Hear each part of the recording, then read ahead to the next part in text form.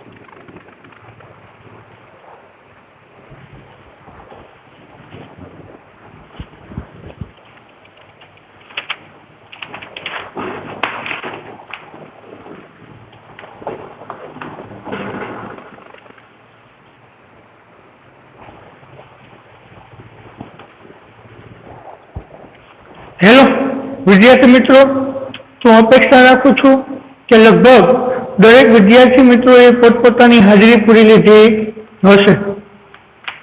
तो हवे आजना लेक्चर नी अंदर आपणे आगळ वधीए तो आजना लेक्चर नी अंदर the journey of my life from earth to Everest એટલે કે પૃથ્વીથી લઈને એવરેસ્ટ સુધીના મારા જીવનની મુસાફરી। આ પાઠ વિશે ઘણું બધું આપણે ભણી ચૂકીએ છીએ।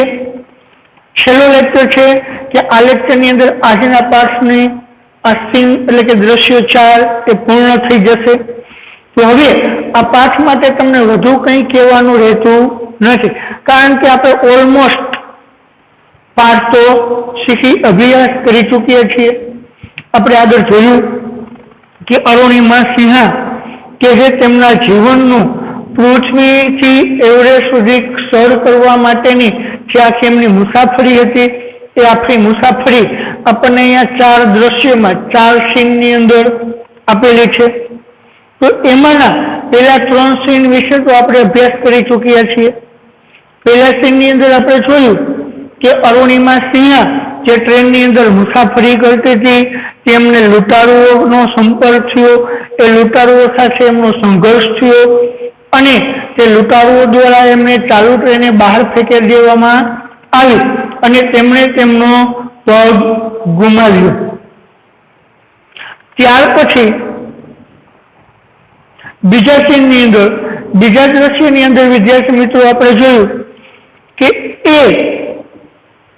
એમનો પગ ગુમાવ્યો પછી એ સરકારની દરખાસ્ત દ્વારા શું કર્યું, સરકારની એમાં ખલેલ દ્વારા તેમને દિલ્હીની અંદર AISM medical institute all India institute of medical science કોલેજની અંદર એને શું કરવામાં આવી, દાખલ કરવામાં આવી। ત્યાં દાખલ કરીને એમને સારવાર આપવામાં આવી। હવે આ સંપૂર્ણ ખર્ચ એ સંઘ સરકાર ઉપાડતી હતી। તો બીજી તરફ એ જોયું કે એમના રિકવર માટે એ સમાજના ગામના ઘણા લોકોનો પણ એ રાજ્યના દેશના ઘણા લોકોનો પણ સપોર્ટ મળ્યો, જેમની કેન્ડલ માર્ચ એ એમના સાજા થઈ જવા માટે અને એમને ટેકો આપવા માટે કેન્ડલ માર્ચ પણ કાઢવામાં આવી। ત્યાં એમને ધીમે ધીમે તાલીમ આપી બરાબર સારવાર આપી અને રિકવર થઈ ગઈ। પછી કે એમના બનેવી સાહેબે એમને ઘટના કીધી। આ બધી વસ્તુ આપણે અહીં સારવાર લીધી એ શું જોયું બીજા સીનની અંદર એના બનેવી સાહેબે એમને કીધું કે ભાઈ એક ન્યૂઝની અંદર એમને એક લેખ વાંચ્યો હતો કે અત્યાર સુધી અપંગ મહિલા એ ક્યાંય એ કોઈ એવરેસ્ટ શેર કરી ચૂકી નથી, બરાબર। તો શું તું એવરેસ્ટ સર કરીશ કે? તો એટલે મેં નક્કી કર્યું હવે કે હા, જો હું મહેનત કરું, પ્રયત્ન કરું અને એવરેસ્ટ સર કરું તો વિશ્વની પહેલી એવી મહિલા હું બનું કે જે અપંગ હોવા છતાં પણ એવરેસ્ટ સર કરી ચૂકી હતી। તો એટલે મેં હવે નક્કી કર્યું કે ફરી પાછો મારે એવરેસ્ટ સર કરવાનો પ્રયત્ન કરવાનો। આ આપણે બીજા દ્રશ્યની અંદર જોયું વિદ્યાર્થી મિત્રો। પછી ત્રીજા દ્રશ્યમાં આપણે જોયું કે એમને સાજી થઈ ગઈ। હવે એમનો એ બનાવટી પગ આવવાની રાહમાં હતી. બનાવટી પગ એમને મળે એટલે બનાવટી પગ દ્વારા તેમની સાથે અનુકૂળતા સુસંગતતા સાધી અને ફરી પાછું એમને એવરેસ્ટ સર કરવાની મેળવવાની હતી, તાલીમ મેળવવાની હતી. તો તાલીમ મેળવવા માટે તે બચેન્દ્રી પાલ દ્વારા સ્થાપેલી સંસ્થાની અંદર તે તાલીમ મેળવવા માટે ગઈ. અહીંયા એમને તાલીમ મળી. અહીંયા એમને જે તાલીમ કેવી રીતે મેળવી, એમને કેવું પ્રોત્સાહન મળ્યું, એ બધી વસ્તુ આપણે જોઈ. આ ત્રીજા દ્રશ્યની અંદર જોયું. પછી દ્રશ્ય 4 નો વિદ્યાર્થી મિત્રો આપણે એક પેરેગ્રાફ વિશે અભ્યાસ કરી ચૂક્યા છીએ. તો દ્રશ્ય 4 ના એક પેરેગ્રાફમાં આપણે જોયું કે વિદ્યાર્થી મિત્રો કે એવું કહે છે અરુણિમા સિંહા કે હું હવે લગભગ જે ચાલુ ટ્રેને ફેંકાઈ ગઈ હતી એમના 2 વર્ષ પછી એટલે કે 2013ની 11 એપ્રિલના રોજ હું એ બેઝ કેમ્પ પર આવી પહોંચી હતી. બરાબર. તો આપણે કામ જ કરીએ વિદ્યાર્થી મિત્રો કે સીન 4 છે એ સીન 4 નો પહેલો પેરેગ્રાફ આપણે આગળ અભ્યાસ કરી ચૂક્યા છીએ, પણ છતાં એક વખત અહીંયાથી રિવિઝન કરી લઈએ. તો આજના લેક્ચરને આપણે સીન 4 એટલે કે દ્રશ્ય 4 થી શરૂ કરીએ. તો ચાલો દરેક વિદ્યાર્થી મિત્રો દ્રશ્ય 4 ને ધ્યાનમાં લે અને ત્યાંથી આપણા પાસને ટ્રાન્સલેશન કરતા જઈએ અને સમજતા જઈએ. Scene 4. I arrived at Everest Base Camp on 11th April 2013. હવે શું કહે છે અરુણિમા સિંહા કે I arrived એટલે હું આવી પહોંચી હતી at Everest Base Camp એટલે એવરેસ્ટના તે બેઝ કેમ્પ પર ક્યારે 2013ની 11 એપ્રિલના રોજ હું તે એવરેસ્ટ બેઝ કેમ્પ પર આવી પહોંચી હતી. Exactly 2 years had passed since I was thrown out of the moving train. So, exactly 2 years had passed. લગભગ 2 વર્ષ વીતી ગયા હતા. એના since I was thrown out એટલે મને ફેંકી દેવામાં આવી હતી.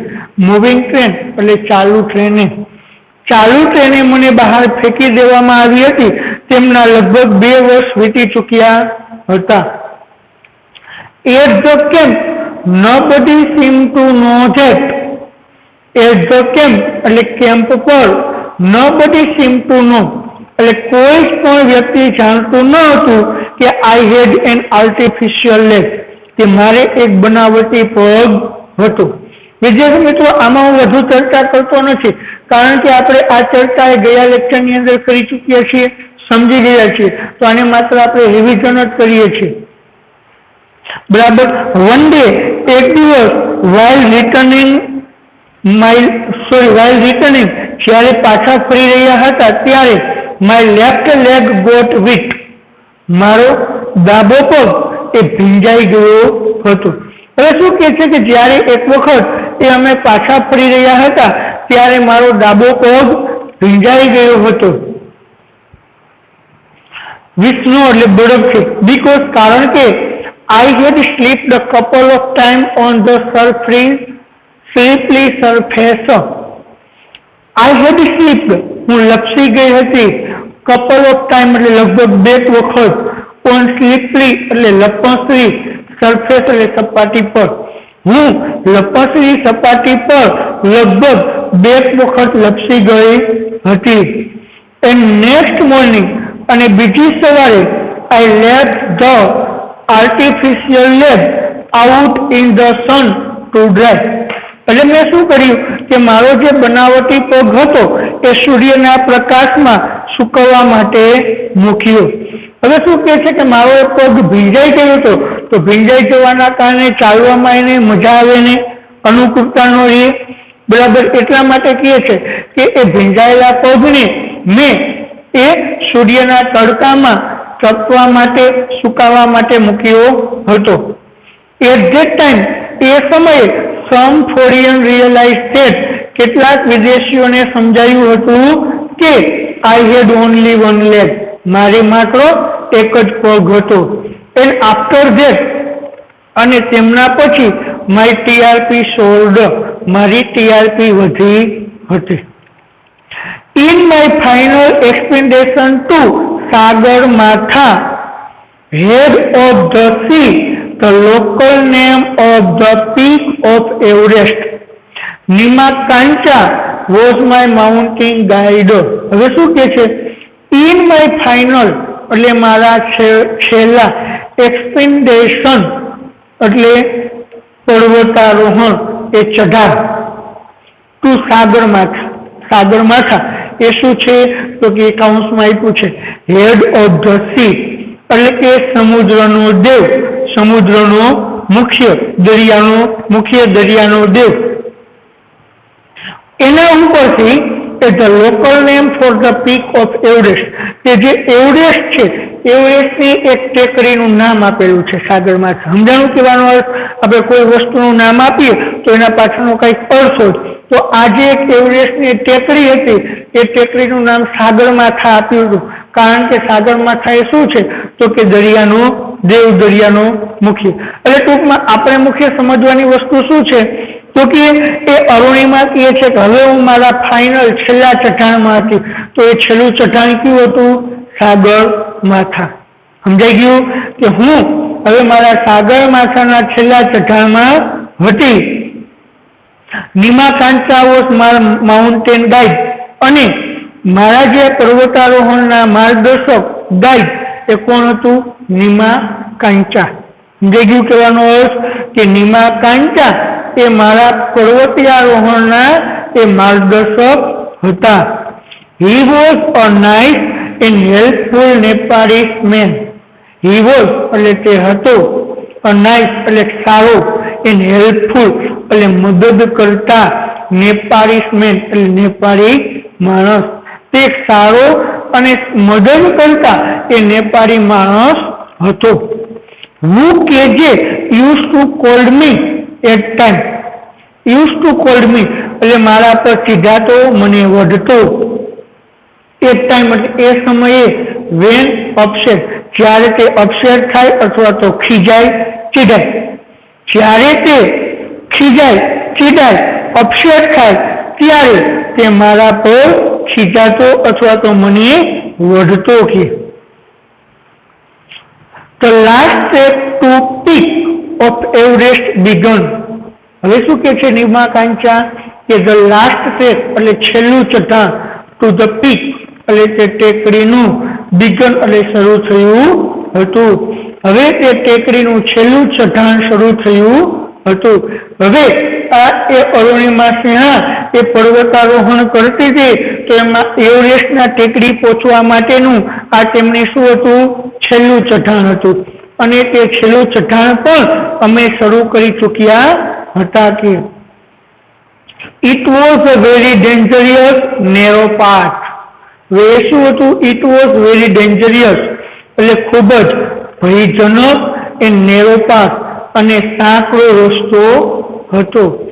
તે ખૂબ જ ભયજનક અને સાંકડો રસ્તો હતો. કે હવે જે આ છેલ્લું ચઢાણ હતું નીમા-કાંચા કે એ જે છેલ્લું ચઢાણ છે એ ખૂબ જ એમના માટે ભયજનક અને સાંકડો રસ્તો હતો. કે આઈ સ્લીપ્ડ એન્ડ ફેલ વન્સ.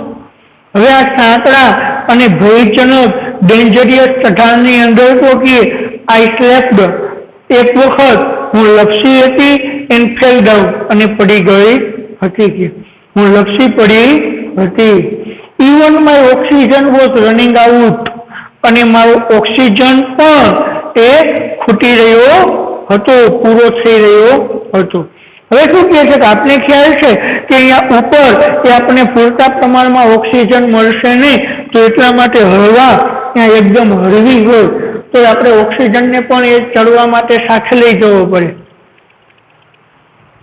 તો આપણા શ્વાસોશ્વાસની પ્રક્રિયાની અંદર ઓક્સિજન એ જોઈએ આપણે બધાને તો ખ્યાલ જ છે.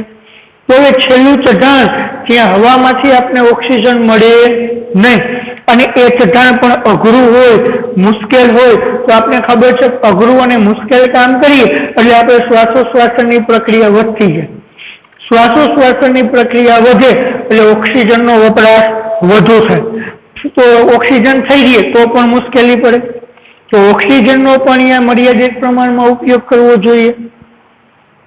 તો એટલે કહે છે કે હવે ત્યાં એ મારી खूब ज भयजनक અને સાંકડી એ કેરીની અંદર હું એકાદ બે વખત લપસી પડી હતી અને મારો ઓક્સિજન પણ ખૂટી રહ્યો હતો કે I was struggling with my penning lab અને બીજી તરફ તો કે આઈ વોઝ સ્ટ્રગલિંગ એટલે કે સંઘર્ષ કરવો, હું સંઘર્ષ કરી રહી હતી વિથ માય પેનિંગ લેબ એટલે મારા તે દર્દ ભરેલા પગ સાથે, આ દુખતા દર્દ ભરેલા પગ સાથે પણ હું સંઘર્ષ કરી રહી હતી કે my Sherpa said I must quit, શું કે છે મારા શેરપાએ મને કહ્યું હતું આઈ મસ્ટ ક્વાઇટ, મારે છોડી દેવું જોઈએ. તો કે મારી આ હાલત જોઈ અને મારા તે શેરપાએ મને કહ્યું હતું શાર્પાએ કે ભાઈ મારે છોડી દેવું જોઈએ, એટલે કે હવે મારે અહીંયાથી આગળ ન વધવું જોઈએ, અહીંયાથી પાછું વળી જવું જોઈએ. બટ પણ કે આઈ નો ધેટ, હું જાણતી હતી કે there was no going back, શું કે છે પણ મક્કમ હતી, મને ખબર હતી, હું જાણતી હતી કે ત્યાં મારે પાછળ જવાનો કોઈ રસ્તો નથી, મારે પાછળ જવું નથી, ઇવન ભલે કોઈ પણ પરિસ્થિતિ થાય પણ હવે મારે પાછળ જવું નથી.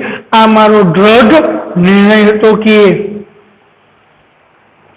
I pushed forward though my Sharpa kept insisting that I should return. શું કહે છો?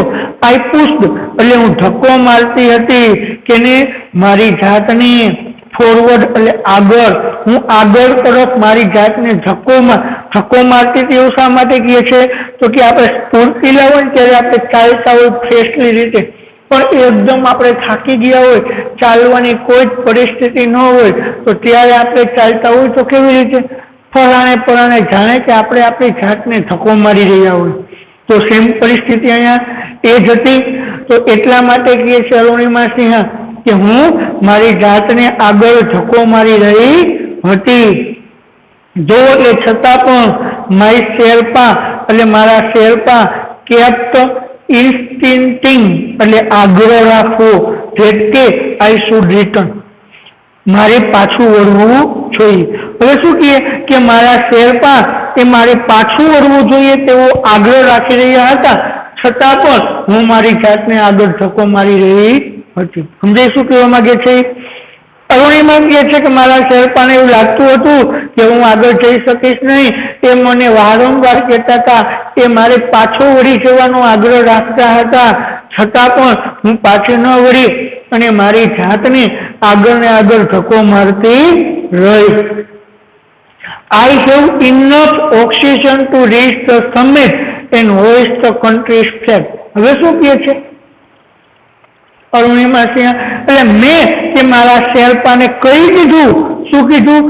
આઈ હેવ ઇનફ ઓક્સિજન, મારી પાસે પૂરતો ઓક્સિજન છે. શેના માટે? તો કે ટુ રીચ ધ સમિટ એટલે કે ટેકરી પર પહોંચવા પૂરતો, એન્ડ હોઇસ્ટ ધ કન્ટ્રીઝ ફ્લેગ અને તે દેશનો ધ્વજ લહેરાવા પૂરતો. એ ટોચ પર સમિટ પર ટેકરી પર પહોંચવા અને ત્યાં દેશનો ધ્વજ લહેરાવા પૂરતો મારી પાસે ઓક્સિજન છે. After that what happens આફ્ટરવર્ડ doesn't matter એનીમોર. શું કે એમના પછી જે પણ કાંઈ બને, જે પણ કાંઈ થાય તેમની મને કોઈ પણ પ્રકારની પરવા નથી. સમજાણું શું કહે છે અરુણિમા સિંહ? તો કે એ એવું કહે છે, દ્રઢ નિર્ણય હતો કે ભાઈ બરાબર એ પર્વતની ટેકરી પર પહોંચવા પૂરતો મારી પાસે ઓક્સિજન છે, એટલે કે ત્યાં સુધી તો હું આરામથી પહોંચી જઈશ અને મારા દેશનો ધ્વજ લહેરાવી લઈશ. પછી અહીંયા જઈને જે પણ કાંઈ બને, પછી હું મૃત્યુ પામું કે જે પણ પરિસ્થિતિ મારા ઉપર ઘટે તેમની મને કોઈ પણ પ્રકારની કંઈ પણ પ્રકારની પરવા રહેલી નથી. કે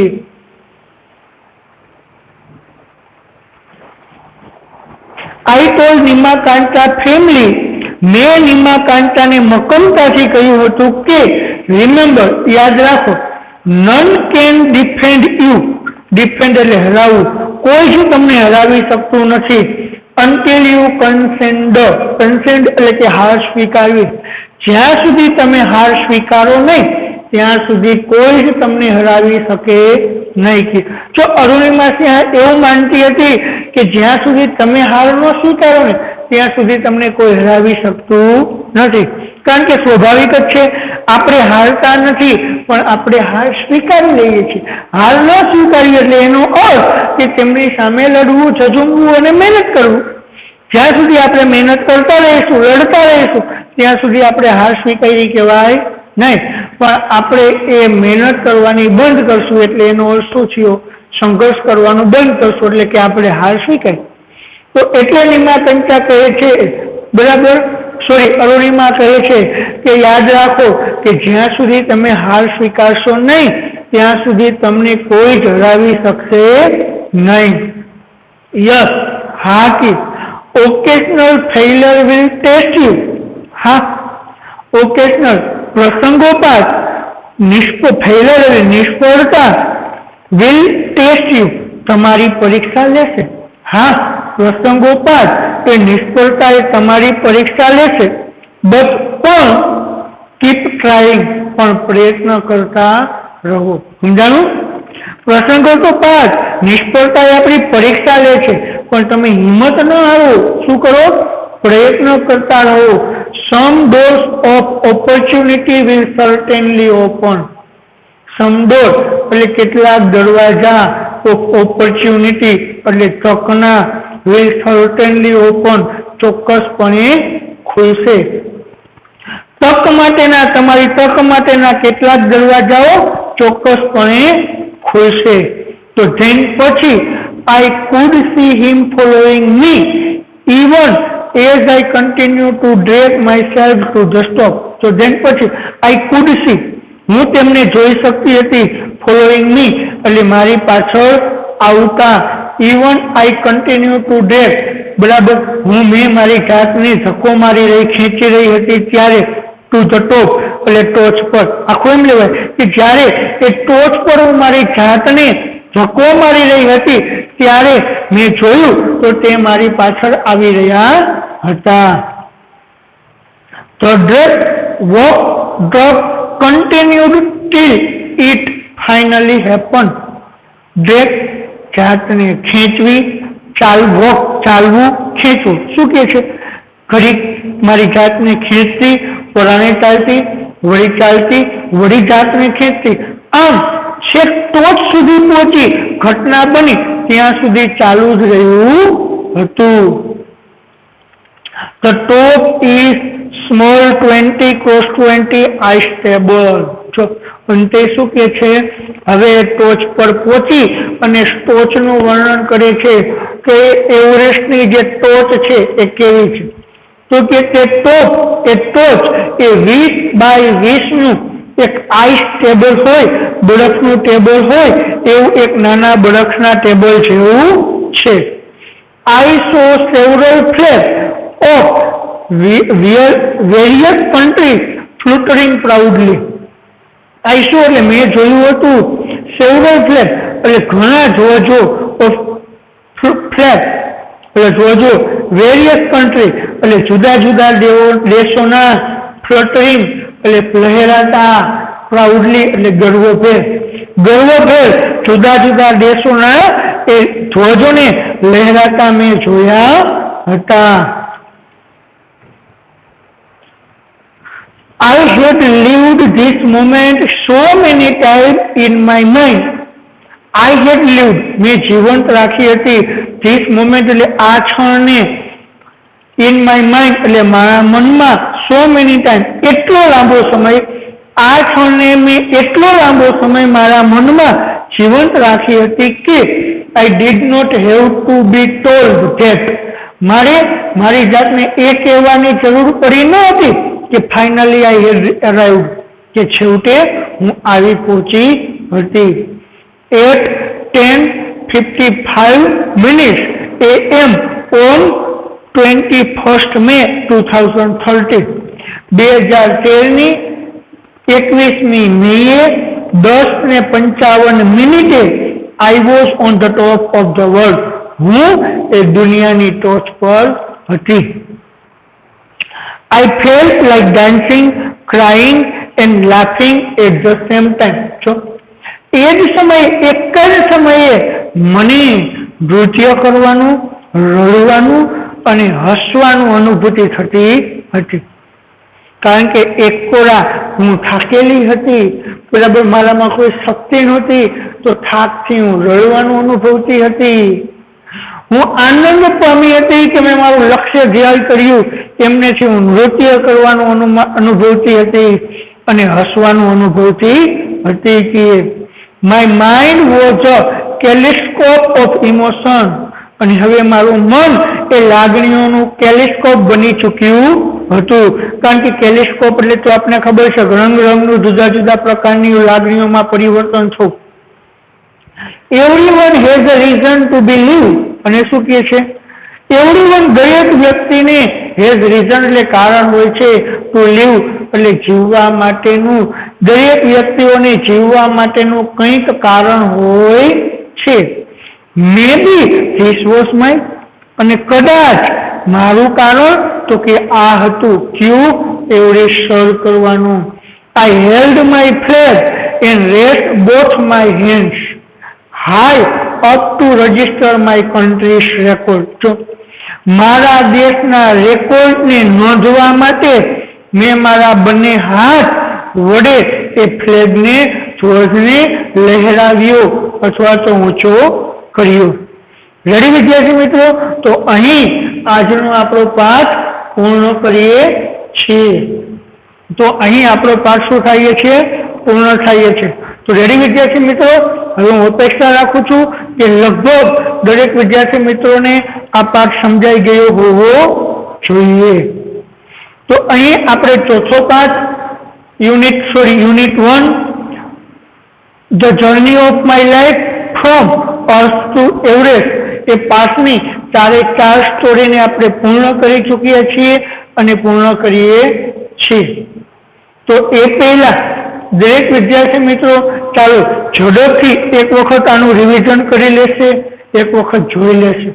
તો ચાલો વિદ્યાર્થી મિત્રો ઝડપથી આ પાઠને એક વખત વાંચી લો અને જોઈ લો.